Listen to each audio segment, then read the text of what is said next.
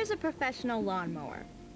Every day this guy visits people's homes to mow their grass, which also means he has to load and unload that heavy contraption on and off his truck many times.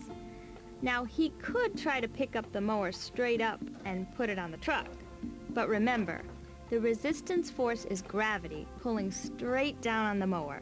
If he picks the load straight up, he's fighting directly against the resistance force. To make the work easier, he uses an inclined plane, a ramp. An inclined plane is a flat surface that's slanted on an angle. The less steep the angle, the longer the ramp, so the more distance for the effort force to be spread across, and the more that force is magnified. You can see that the steeper the ramp, the less distance, and the more effort that's needed to get the mower into the truck. Using an inclined plane allows us to use less effort force to get the job done. A ramp is an inclined plane that stays still. We can walk on it or push things across it, but it does not move. However, there are a couple of very common inclined planes that do move.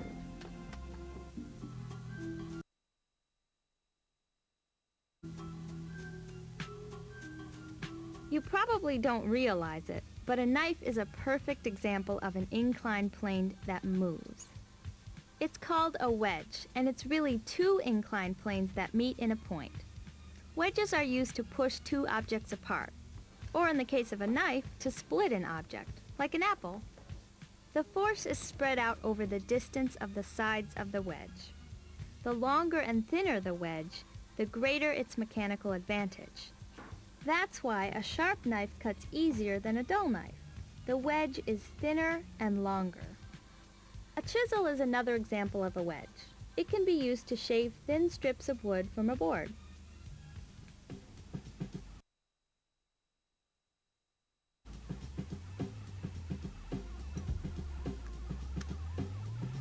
If you've ever done any tinkering with do-it-yourself projects, you know that a lot of things are held together by screws.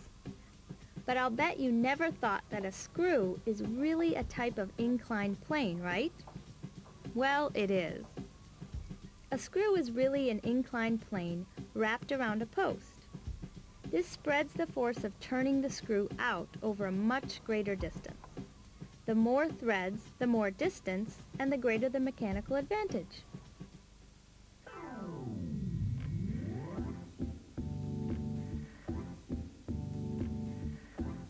For the last leg of my science quest, we're headed for the mountains. Ever notice how the steeper you climb, the harder it gets? Walking up a nice mountain trail is not too tough. But lifting your own body weight straight up a cliff is definitely work. If you were to climb straight up the side of the mountain, it's the shortest distance, but it takes a lot of effort. If you take a winding path, like the threads on a screw, you would travel more distance, but it would take much less effort.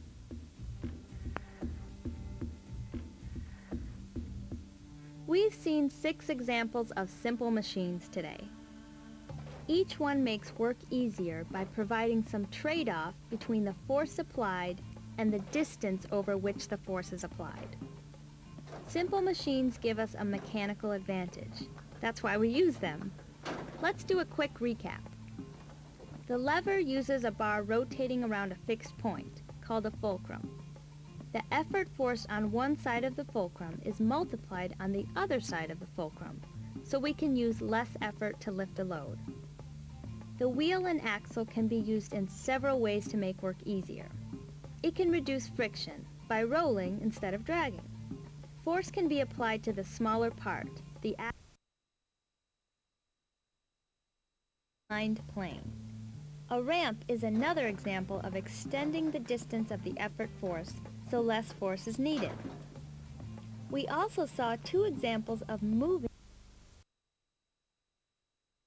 You look around you, it's easy to find them, and it's also easy to see that they're very often used together. Take a car, for example. We've seen that it uses the wheel and axle to move, but it also uses levers, like the handles that open the doors. And there are wedges on the locks, on the doors and the trunk. The steering wheel is also a wheel and axle.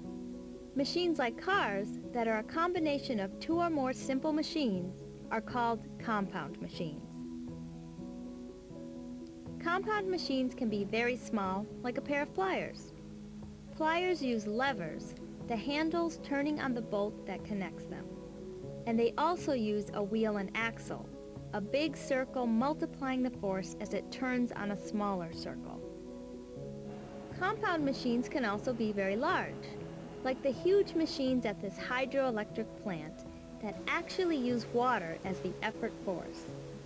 A series of simple machines, including levers, pulleys, wheels, and inclined planes, are used to convert the force of moving water into electricity.